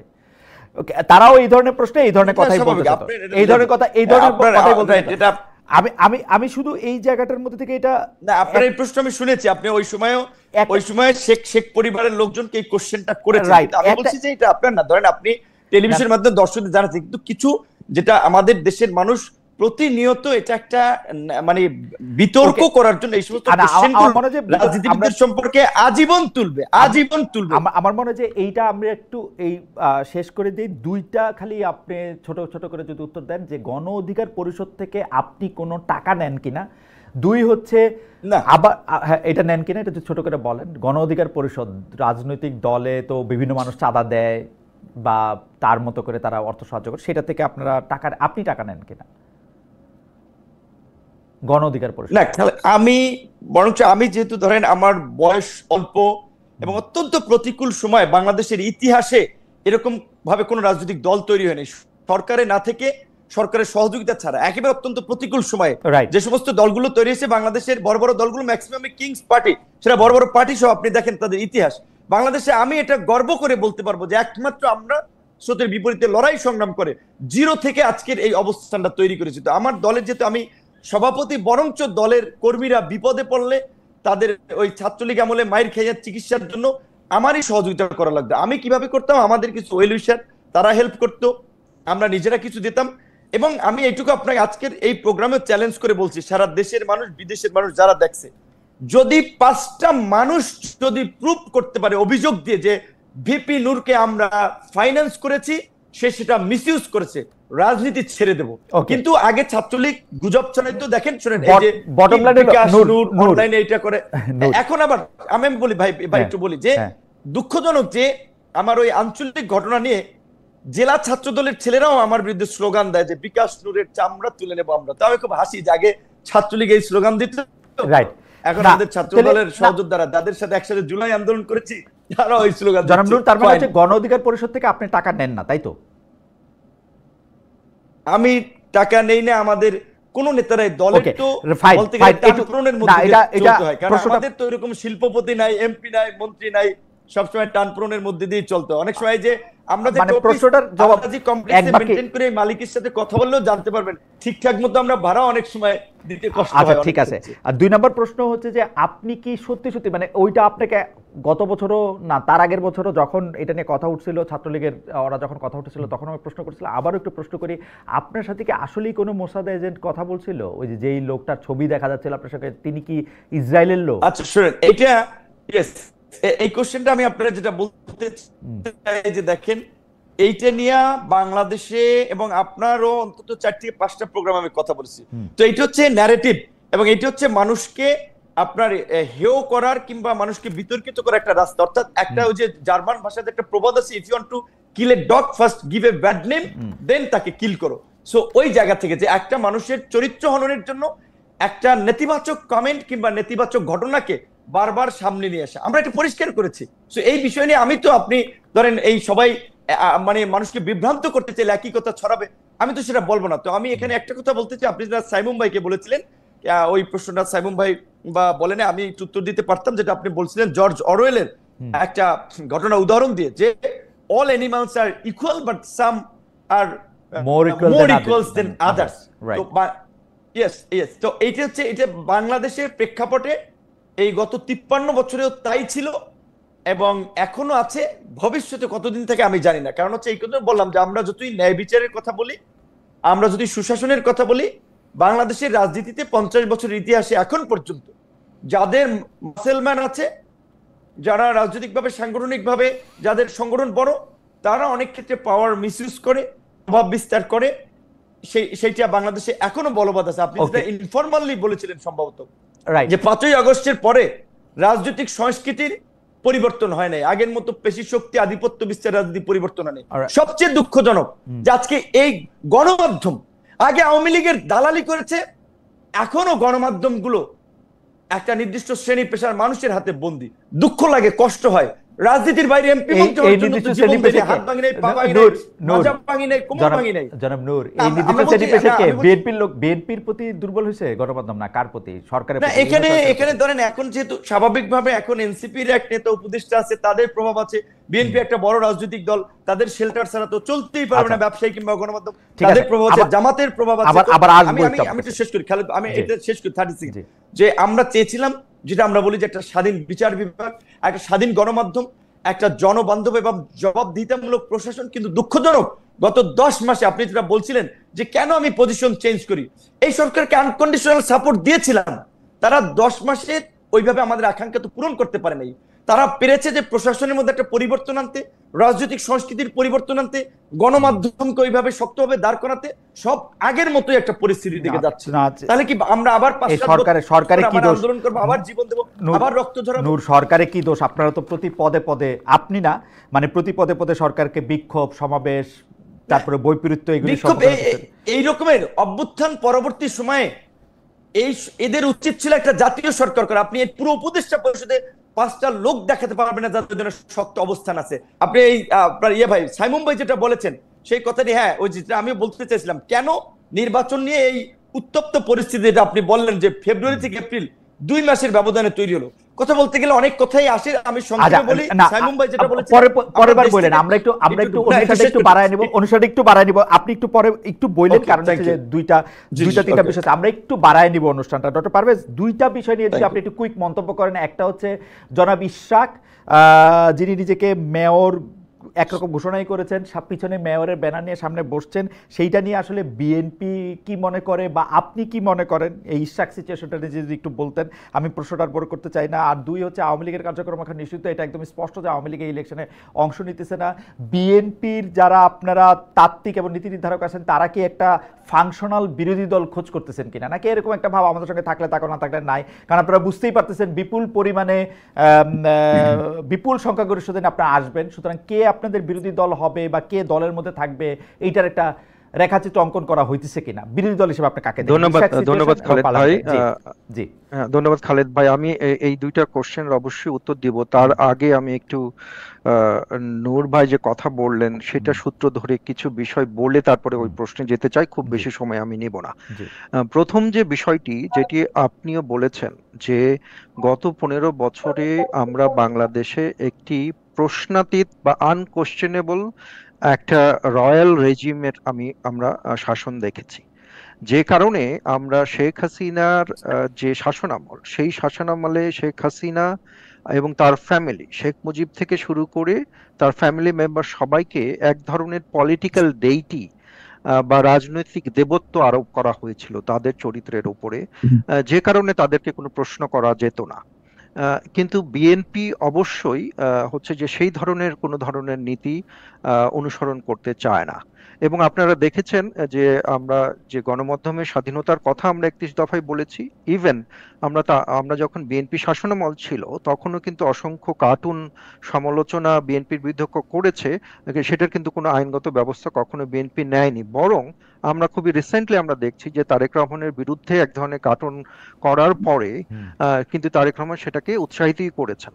অর্থাৎ তারেক রহমান সম্পর্কিত, আমাদের যে ভারপ্রাপ্ত চেয়ারম্যান তারেক রহমানের জীবন সম্পর্কিত, তার সম্পর্কিত যত ধরনের প্রশ্ন আছে সেই প্রশ্ন করতে কিন্তু তিনি স্বাগতই জানান। এবং ভবিষ্যতে যদি জনগণের সুষ্ঠু নির্বাচনের মাধ্যমে যদি আমরা একটি সরকার গঠন করতে পারি তাহলে অবশ্যই সেই ধারাবাহিকতা আমরা বজায় রাখব।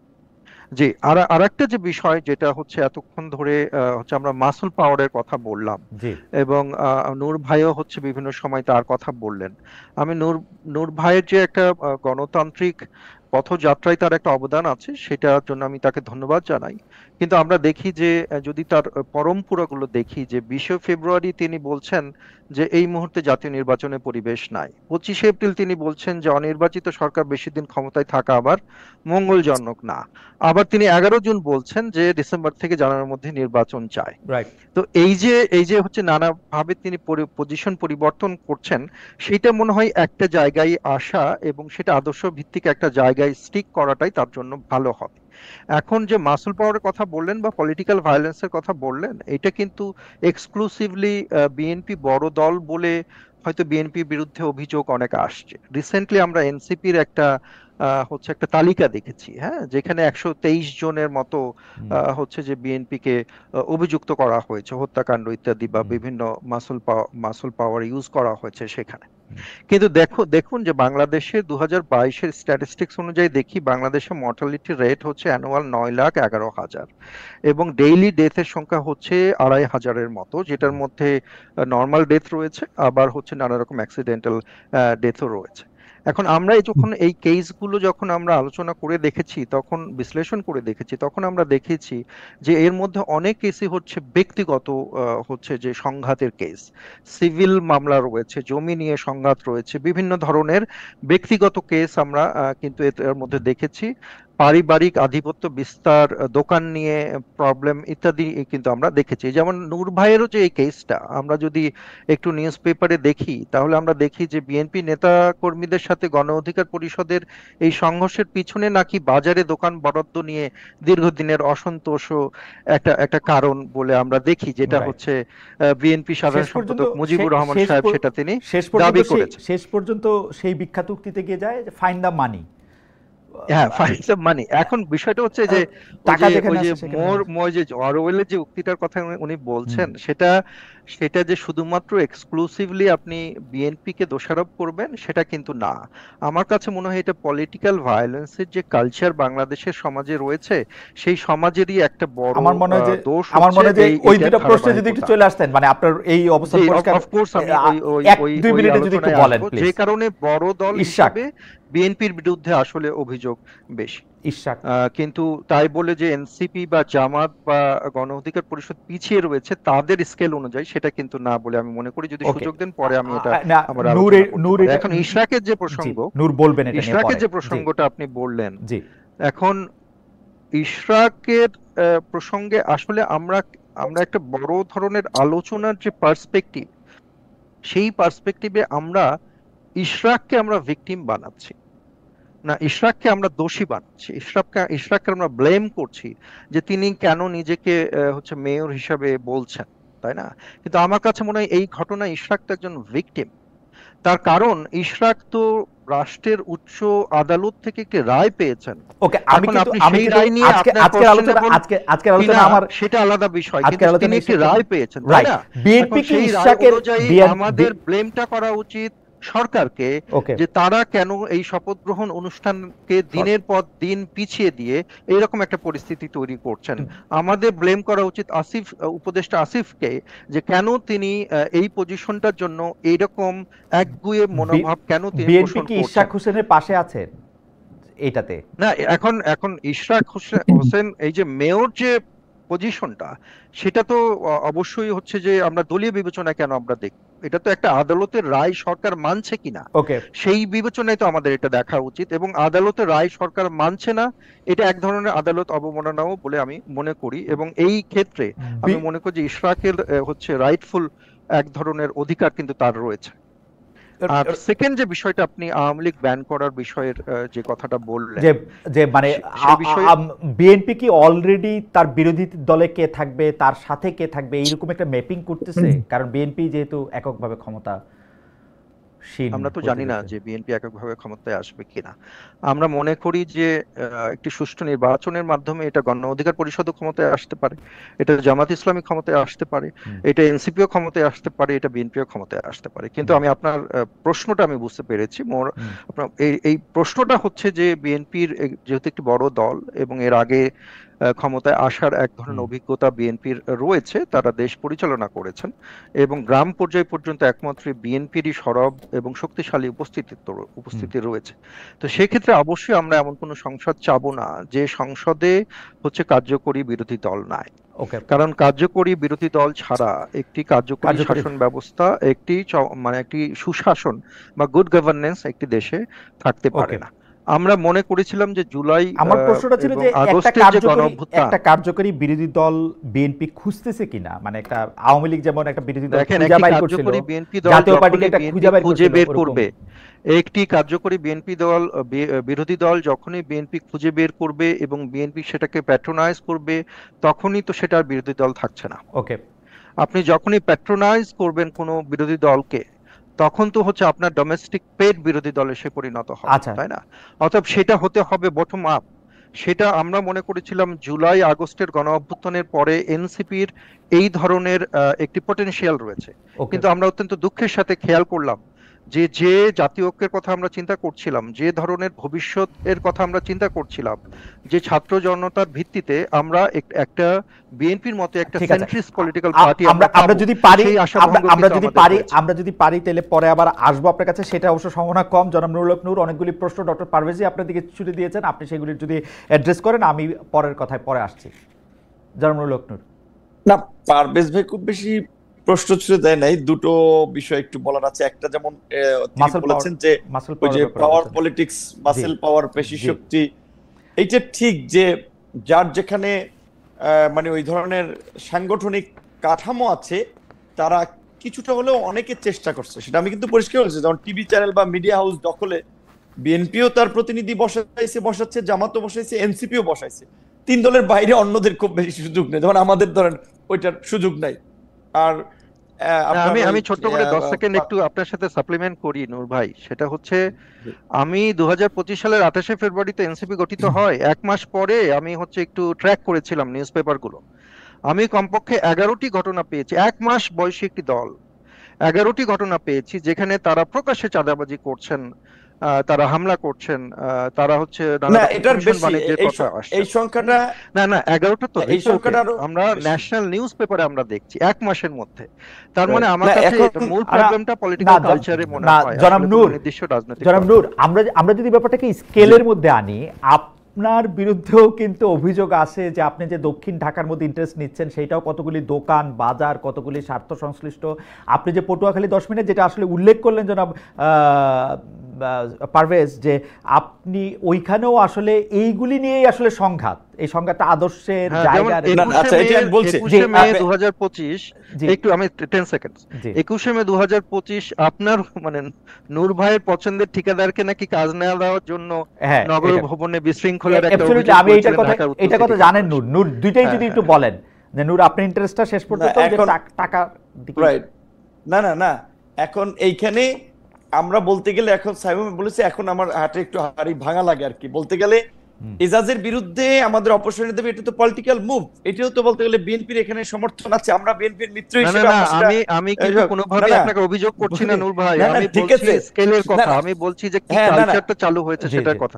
আমি কিন্তু ওই যুক্তি দিচ্ছি না যে অভিযোগটা সত্য কিনা। ডক্টর পারভেজ, আমরা একটু নূরকে একটু শুনি নিরবিচ্ছিন্নভাবে, নাইলে পরে এখানে শুনেন। আচ্ছা, এগুলো একটা বিভ্রান্তি তৈরি, যেমন এটা হচ্ছে আমাদের রাজনৈতিক নেতৃবৃন্দর একটু যে কোনো ঘটনা একটু মন্তব্য করলে তার একটু ডিটেলসটা জানার দরকার, বিশেষ করে আমরা সিনিয়র পর্যায়ে থেকে মন্তব্য করলে। যেমন আমাদের এই লোকাল ঝামেলাটার কথা যেটা পারভেজ ভাই আপনার ধরেন মন্তব্যে পাবলিক বুঝবে যে দোকান বরাদ্দ নেই এরকম, অথচ বিষয়টি ছিল যে আপনার হাট বাজার গ্রামের যেটা হয় সেটা একটা সরকারি জায়গা, ওই জায়গাগুলোতে যারা ব্যবসা বাণিজ্য করে প্রতি বছর সরকারকে একটা রাজস্ব দিতে হয় 1% জন্য 260 টাকা, সেখানে 0.5% করে তারা বরাদ্দ দেয়। একজনে হয়তো ভিন্ন নামে আরো বেশি নেয়, কিন্তু তাহলে 0.5% জন্য সরকারের ফি হচ্ছে 130 টাকা। সেখানে ইউনিয়ন বিএনপির সভাপতি বাজারে ব্যবসায়ীদেরকে ডেকে 35,000 টাকা দাবি করেছে।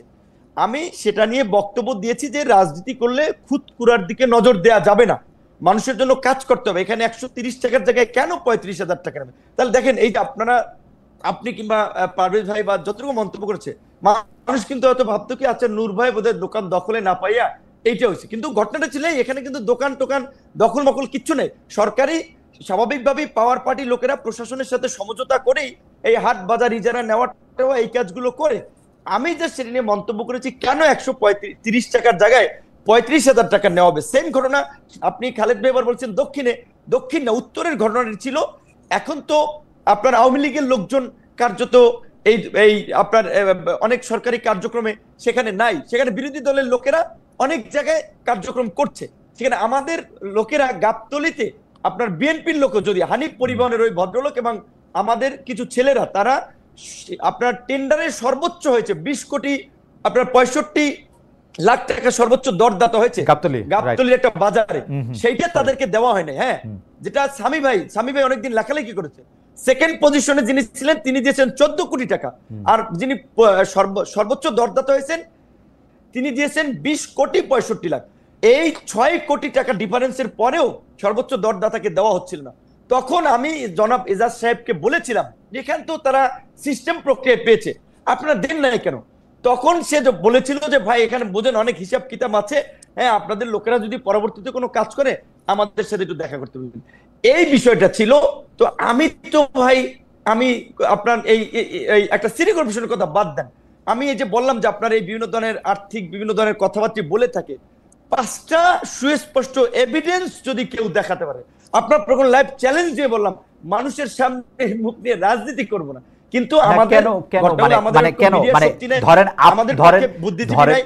না, ধরেন আমি ধরেন একটু ঠিকাদারদেরকে শেষ- আমি একটু বলছি, আমি শেষ নূর করি ভাই। নূর, আমি একটু প্রশ্নটা করি, কেন অসুবিধা কি? হ্যাঁ। মানে রাজনৈতিক দলকে তো ঠিকাদাররা সমর্থন করতেই পারেন, বা আপনাদের দলের মধ্যে লোক তো ঠিকাদারি করতেই পারেন সেইটা, এবং ওই ঠিকাদার হ্যাঁ, করছে, অনেকে করছে তো, ওই ঠিকাদার আগে থেকে আপনাকে করছে, চাঁদাও দিতে অনেকে পারেন, করছে। আপনাকে চাঁদাও দিতে পারেন, আপনাদের দলের সক্রিয় কর্মীও হতে পারেন, এতে তো কোনো রকম কোনো বাধা নাই।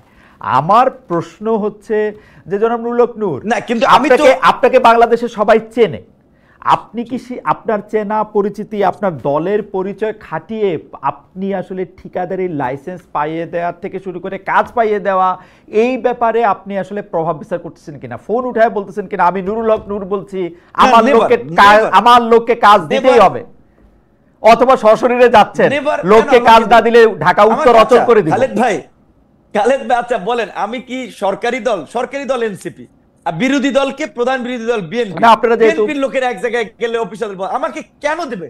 আমার কি আছে বলেন, আমার কি আছে? আমার বিএনপি আপনাকে একটা আমাকে ছোট করা, দাঁড়া করা, হ্যাঁ চিঠি, হ্যাঁ আপনি বলছেন, আমি সংবাদ সম্মেলনে বলছিলাম যে বিএনপি একটা চিঠি দিছিল, সেটা অনেককে ভেবেছিল এটা বিপিনের জন্য আশীর্বাদ, কিন্তু সেটা এখন অভিশাপে পরিণত হয়েছে এলাকায়, কারণ ওই চিঠির কারণেই আরো হামলা মামলা অবিরত চলতেছে। কাজী আমি এই যেটা বলছেন যে এই ধরনের পরনির্ভরশীল হয়ে কিছু করতে চাই না, নিজের শক্তি সামর্থ্যে এগিয়ে যেতে চাই। তবে শুনেন, এখানে আমাদের একটা প্রবলেম হচ্ছে, যে বললাম দেখেন এনসিপি একটা সদ্য প্রসব করা সন্তানের মতো একটা নতুন দল, তারপরেও সরকারের ভিতরে তাদের উপদেষ্টা আছে, বুদ্ধিজীবী মহলে তাদের ব্যাকআপ আছে, কিন্তু আমরা যে এই যে লড়াই সংগ্রাম করে আজকের এই জায়গায় এসেছি, আমাদের কিন্তু দুজন বুদ্ধিজীবী নাই, কারণ তাদেরকে তো আমরা পিএসসি তে বসাইতে পারবো না, তাদের কাউকে তো আমরা কোনো সাংবিধানিক প্রতিষ্ঠানে দায়িত্ব দিতে পারবো না, আমরা তো কাউকে সচিব বানাতে পারবো না, কাজে আমাদের আমলা নাই, কামলা নাই, ব্যবসায়ী নাই, আমরা আসলে একটা কি বলবেন নদীর মধ্যে, সাগরের মধ্যে হাবুডুবু খেয়ে কিন্তু এই জায়গা থেকে আসছি বা তৈরি হচ্ছে। কাজে আমরা বলবো আমাদেরকে আপনাদেরও সব মানুষের এনকারেজ করা দরকার, উৎসাহিত করা দরকার। যদি এই কমিউনিটির কিছু ছেলেপেলে আজকে তৈরি করতে না পারতাম, আজকে বাংলাদেশ কি অবস্থায় যেত সেটা আপনার চিন্তা করেন। আজকে অনেকে ধরেন মুক্তভাবে রাজনীতি করছে, সরকার গঠনের স্বপ্ন দেখছে, কিন্তু এই কন্ট্রিবিউশনটা যদি আমরা আজকে না রাখতে পারতাম, এটা সুদূর পরা হতো। না, কিন্তু আমরা যে আপনাকে সমর্থন করব, আপনার মধ্যে আমরা আলাদা কি দেখতেছি যেটা আমরা বিএনপির মধ্যে দেখি না, এনসিপির মধ্যে দেখি না? আপনাকে আমরা কেন সমর্থন করব সেটা যদি আপনি আমাদেরকে 30 সেকেন্ডে বলতেন, মানে কেন আপনি স্পেশাল, মানে আমি আপনাকে আলাদা করে পছন্দ করি, এইটা তো আর কোনো স্পেশাল ক্রাইটেরিয়া হইতে পারে না, তাই না? ঠিক আছে, না অবশ্যই না, আপনি বলেন যে আমরা কেন আপনাকে। যেমন আজকে বাংলাদেশে সংস্কার হচ্ছে, সংস্কার নিয়ে ব্যাপক আলোচনা হচ্ছে। 2021 সালে রাজনৈতিক দল গঠন করেছি, সে সময় আমরা পরিষ্কারভাবে ঘোষণা দিয়েছিলাম বাংলাদেশের দ্বিদলীয় রাজনীতি বাংলাদেশের সমাজকে সংঘাত এবং সহিষ্ণু করেছে, সমাজকে পারিবারিকভাবে বিভাজিত করেছে, এবং এই সংঘাতকে একেবারে রুট লেভেলে ছড়িয়ে দিয়েছে। এই সংঘাত এবং সহিংসতার রাজনীতির পরিবর্তে নতুন ধারার রাজনীতি দরকার, ভারসাম্যপূর্ণ সংসদ দরকার। সেজন্য আমরা আনুপাতিক হারে নির্বাচনের কথা বলেছি, আমরা দ্বিকক্ষ বিশিষ্ট সংসদের কথা বলেছি, প্রশাসনকে জবাবদিহিতা আনার জন্য আমরা একটা জবাবদিহিতামূলক প্রশাসনের সংস্কার। মানে নূর, আমারও তাই মনে হচ্ছে যে মানে এগুলি তো আপনার 31, আমি একটু বলি, হ্যাঁ সাইমুম ভাই বলছি 31 দফা তো রাইট, 22 সালে 31 দফা আমি দল ঘোষণা করি 22 সালে, আর 31 দফাতে আমাদেরও ইনপুট আছে, কিন্তু আমি বলছি যে তারও আগে বেগম জিয়া দিছিলেন 2016 সাল থেকে তো এটা সেখানে এইটা সবচেয়ে এইটা ছিল না। আপনার এই বাংলাদেশে আওয়ামী লীগ এবং বিএনপির মতো বুর্জোয়া দলগুলোই তো এই যে আপনার বলেন যে গ্রামীণ পাওয়ার পলিটিক্স কিংবা পেশি শক্তির পলিটিক্সটাকে জিয়ে রাখছে। তো সেক্ষেত্রে আচ্ছা নূর, আমি সহজ করে বলি, একদম শেষ করতে চলে আসছি। জনাব নূর, আমি একদম শেষ কথা বলি, আপনি একটা ব্যালেন্স হতে পারে না, আমি একটা শেষ কথা মানে শেষ কথা বলি যে আপনি আসলে যেসব কথা বলতেছেন তার মধ্যে থেকে আমি আসলে আলাদা করে কোনো কিছু আমি পাইতেছি না। শুধু এটা আমি বুঝতেছি যে দুই দলের রাজনীতি করে বাংলাদেশকে বিভক্ত করে বাংলাদেশকে লুটপাট করছে, এখন তাদেরকে বাদ দিতে হবে, আমরা করব সেই লুটপাট। ব্যাপারটা কি এরকম? আমার গ্রামে অনেক বক্তব্য আমি একটা কথা বলি যে যারা ভালো মানুষ তাদেরকে আপনারা রাজনীতিতে সাপোর্ট করেন, সেটা আমার দলে থাকলে অন্য দলে থাকলে। আমরা চাই রাজনীতিতে একটা গুণগত পরিবর্তন হোক। আজকে দেখেন কোন কলেজ বিশ্ববিদ্যালয়ে ছাত্র সংসদ নির্বাচন নেই, অছাত্ররা ছাত্র রাজনীতি করে, এবং ছাত্র রাজনীতি যখন যে দল ক্ষমতায় থাকে ক্যাম্পাসকে একটা মিনি ক্যান্টনমেন্টে পরিণত করে। আমরা বলছি যে কলেজ বিশ্ববিদ্যালয়ের নিয়মিত ছাত্র সংসদ নির্বাচনের মাধ্যমে একটা ঠিক আছে, সুস্থ ধারার আমাদের আর সময় নাই নোট, আমাদের আর সময় নাই, আমাদের 30 সেকেন্ড শেষ করছি খালেদ ভাই। হ্যাঁ। আমরা পজিটিভ পলিটিক্সের মাধ্যমে আমরা দেশ এবং সমাজকে পরিবর্তন করতে চাই। সেক্ষেত্রে বিদ্যমান সিস্টেমকে চাইলেই রাতারাতি আমরা পরিবর্তন করে দিতে পারবো না, কিন্তু এটা ঠিক যে পুরানো পলিটিক্স দিয়ে এটা কোনোভাবেই পরিবর্তনটা সম্ভব না। আমাদের হাতে আর সময় নাই। সেটা তো আমরা আছি, বিএনপির সেই প্রোগ্রামের সাথে তো আমরা আছি। আমরা তো দফাতে ধরেন বিএনপির ছিল 10 দফা, ডক্টর পারভেজ আমাদের হাতে আর একদম সময় নাই, আমাদের হাতে একদম সময় নাই। আমরা জনাব নুরুল হক নূরকে আবার একটু 30 সেকেন্ড শুনবো, আপনি যদি এখন 15 সেকেন্ড বলেন কি বলতে দিছিলেন। জি জি, অনেক অনেক ধন্যবাদ। আমার একটু বেশি দেন, সাইমন ভাই বড় দলের না, মানে 30 সেকেন্ড দিলে তো তারে আর টাইম নাই। জি ডক্টর পারভেজ, আপনি বলেন। অনেক অনেক ধন্যবাদ। তো এখন হচ্ছে বাংলাদেশে যে ভবিষ্যৎ বাংলাদেশ করার কথা বাংলাদেশ জাতীয়তাবাদী দল বিএনপি বলছে, সেইখানে যে সংস্কার প্রস্তাবগুলো বিএনপি দিচ্ছে তার কিন্তু একটা গুরুত্বপূর্ণ অংশ রয়েছে। আমরা মনে করছি যে বাংলাদেশের জনগণের সাথে সম্পৃক্ত যে পরিবর্তনগুলো করা দরকার, অনেকেই দাবি করেন যে বিএনপি নাকি সংস্কার চায় না, কিন্তু আপনারা জানেন যে সংস্কারের ধারক ও বাহক আসলে বিএনপি। 2016 ভীষণ 2030 থেকে শুরু করে 2022 থেকে শুরু করে এবং আমরা এখন পর্যন্ত আমরা দেখছি। তো এখন এই যে পরিবর্তনটা কোন জায়গায়, যেটা হচ্ছে যে ওই নূর ভাইও বলছিলেন যে আসলে বিএনপির যে সামনের যে রাজনীতি, সেই রাজনীতিতে তারা হিউম্যান ডেভেলপমেন্ট ইন্ডেক্স বা মানুষের প্রাত্যহিক জীবনের যে উন্নয়ন, সেটা স্বাস্থ্যের উন্নয়ন, সেটা শিক্ষার উন্নয়ন এবং হচ্ছে নারীর ক্ষমতায়ন ইত্যাদি যে মানুষ সম্পর্কিত যে উন্নয়নগুলো রয়েছে, সেই উন্নয়নগুলো সামনের দিনে বিএনপি অনেক ধন্যবাদ এবং নতুন বাংলাদেশ গড়ার পথে হচ্ছে বিএনপি এগিয়ে যাবে, এই আশাবাদ ব্যক্ত করি আমি আমার কথা শেষ করছি। ডক্টর পারভেজ, আপনাকে অনেক ধন্যবাদ। জনাব নুরুল হক নূর, আপনি প্লিজ 1 মিনিটে শেষ করেন, মানে আমাদের আসলে অনেকটা সময় পার হয়ে গেছে, যে আপনি আপনার দলের নতুন ভিশন কি দেখেন। জি রাইট, আমরা এটাই বলবো, প্রথমত আমাদের দেশে এনিহাউ আমাদের দেশের রাজনীতি একটা করাপ্টেড রাজনীতি। এই করাপ্টেড রাজনীতির অবশ্যই পরিবর্তন করতে হবে। তার জন্য প্রথমত ভালো মানুষকে রাজনীতিতে নিয়ে আসতে হবে, ভালো মানুষকে রাজনীতিতে আপনার জায়গা করে দিতে হবে এবং জনগণকেও তাদের সাথে থাকতে হবে, সেটা যেই দলেরই হোক না কেন। আমার কথা হচ্ছে, আমার পরিবর্তে অন্য আরো অনেক দল তো আছে, তারাও যদি ভালো কিছু করে তাহলে তো আমরা চাই সোসাইটির পরিবর্তন, আমরা চাই একটা নিরাপদ, আমরা চাই একটা দেশ, আমরা চাই একটা সমাজ, আমরা একটা সংঘাত সহিংসতা মুক্ত একটা রাজনৈতিক পরিবেশ। এখন এখানে বিএনপির সাথে তো আন্দোলনটা, যুগপৎ আন্দোলনটা, লড়াইটা আমরা আওয়ামী লীগের আমল থেকে করেছিলাম। বিএনপি একটা বড় দল, আমরা তো বিএনপির মধ্যে এই ধরনের একটা উদার একটা বড় ধরনের পরিবর্তন আমরা দেখতে চাই, কিন্তু বাস্তব হচ্ছে যে বিএনপির সিনিয়র নেতৃবৃন্দ অত্যন্ত যে সুন্দর সাবলীল ভাবে যেভাবে দেশবাসীকে মেসেজ দেওয়া, সমাজে একটা শান্তি শৃঙ্খলা রক্ষার জন্য নেতাকর্মীদের আহ্বান জানাচ্ছেন, বাস্তব কথা হচ্ছে বিএনপির তৃণমূল কিন্তু এটা শুনছে না। কাজেই সেক্ষেত্রে আপনি যেটা বলছিলেন যে একটা ভালো বিরোধী দল কিংবা একটা ভারসাম্যপূর্ণ রাজনীতি না হইলে কিন্তু বিএনপি ক্ষমতায় গেলেও বিএনপি কিন্তু আওয়ামী লীগের মতো একটা হয়ে যেতে পারে। সেক্ষেত্রে সাইমন পারভেজ ভাইয়ের মতো, মাহাদি আমিন ভাইয়ের মতো ইয়ং মেধাবী অনেক তরুণ লোক আছে বিএনপির ভারপ্রাপ্ত চেয়ারম্যান তারেক রহমানের পাশে। আমরা আশা করি তাদের মাধ্যমে এই ধরনের প্রোগ্রেসিভ চিন্তা ভাবনা যাবে এবং রাজনীতিতে একটা পরিবর্তন আসবে, দেশ একটা সঠিক পথে এগিয়ে যাবে। আমিও এই কথা, আমরা বিএনপিকেও সহযোগিতা করতে চাই। রাইট, আমি আপনার কথা দৃঢ়ভাবে বিশ্বাস করি, গণ অধিকারের মতো যারা সিমিলার মাইন্ডেড আমি দৃঢ়ভাবে বিশ্বাস করি যে আপনাদের